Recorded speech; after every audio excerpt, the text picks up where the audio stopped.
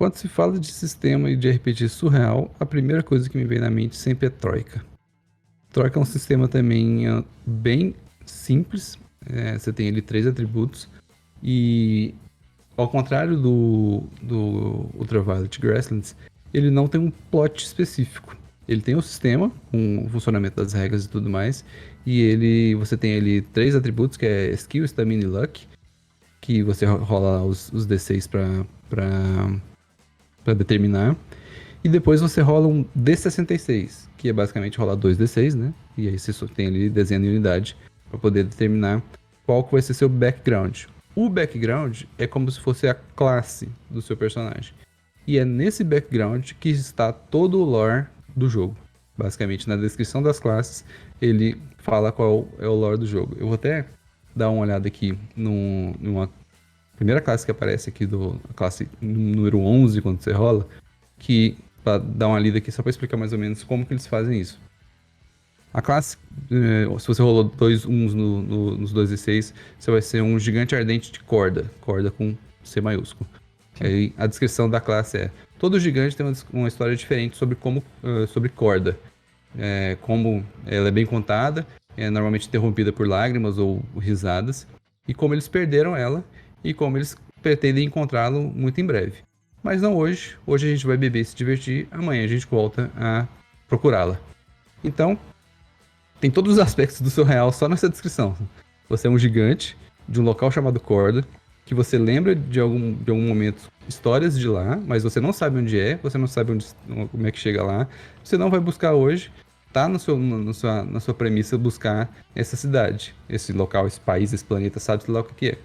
E aí, tem nas suas posses também, que vem na descrição da classe, fala, você tem um artefato de Corda, da cidade perdida de Corda, né, do mundo perdido de Corda. Que pode ser um mapa estelar, pode ser um mapa pequeno. E aí, o narrador e também os jogadores extrapolam baseado nessas pequenas descrições.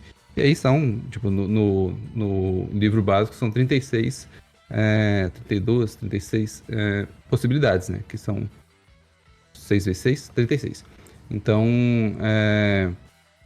tem classes mais comuns, por assim dizer, tipo, necromante, bandido, mago, clérigo, mas a grande maioria é uma classe de alguma coisa bem bizarra, tipo, um advogado da cidade tal.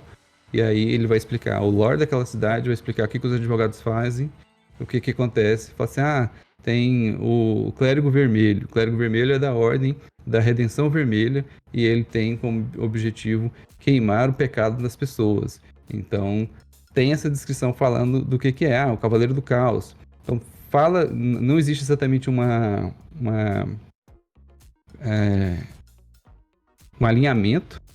Existe mais ou menos na descrição, que pode às vezes causar conflito entre os jogadores, se forem elementos muito, muito distantes dada a descrição, mas que 100% do que acontece é nessa base vamos implementar uma história nonsense baseada na descrição nonsense dos personagens que surgirem.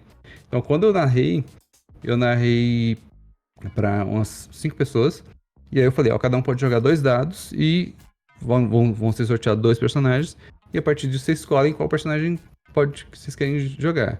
Aí surgiu um homem rinoceronte, uma Lamassu desconfiada, e aí a Lamassu é aquele monstro mitológico mesmo, que tem até no D&D tem, né? E aí na história dela fala que ela vivia num reino nas nuvens, e aí ela desceu por curiosidade para ver o que os mortais estavam fazendo. Tinha um que era uma máquina pensante, que era basicamente um robô, né? Tinha outro que era uma pessoa responsável pelas chaves, é como tipo assim, o chaveiro não sei da onde.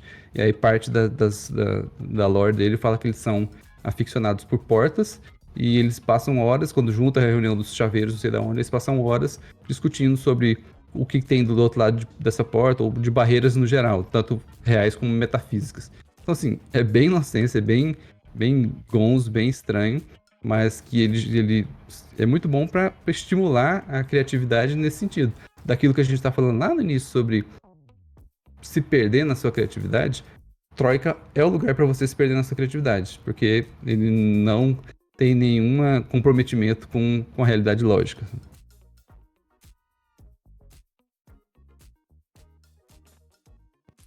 curti a premissa. E ele rola de jogar tipo one shot, essas coisas? Eu Ele é acho de mais boas comum de você jogar. jogar campanha, na verdade. Tem um suplemento que eu achei que era pra como criar campanhas a partir dele, mas eu vejo principalmente como one shots, assim.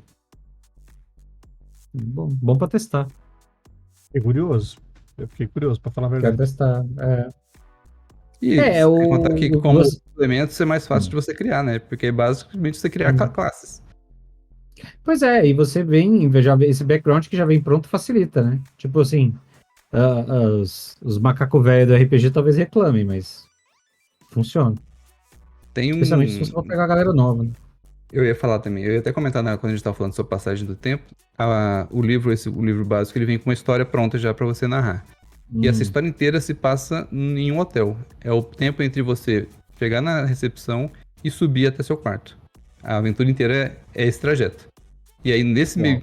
meio tempo em que você tá saindo da recepção e chegando no seu quarto, é que acontecem os encontros. Às vezes aconteceu um problema no elevador, você vai ter que subir de escada. Quando você tá subindo de escada, você encontra um rei lesma. E aí você vai decidir, você vai passar por cima desse rei lesma ou você vai esperar ele atravessar a escada. E aí, na própria descrição da história, conta o que acontece se você esperar e o que acontece se você atravessar ele. Então tem todos esses desafios que vão acontecendo com coisas bizarras de pessoas que estão hospedadas nesse mesmo hotel. Assim. Eu gostei dessa premissa do Troika pela possibilidade da história ser montada pelos backgrounds. Você deixa os jogadores criarem pelo interesse deles. Esse aqui eu acho legal.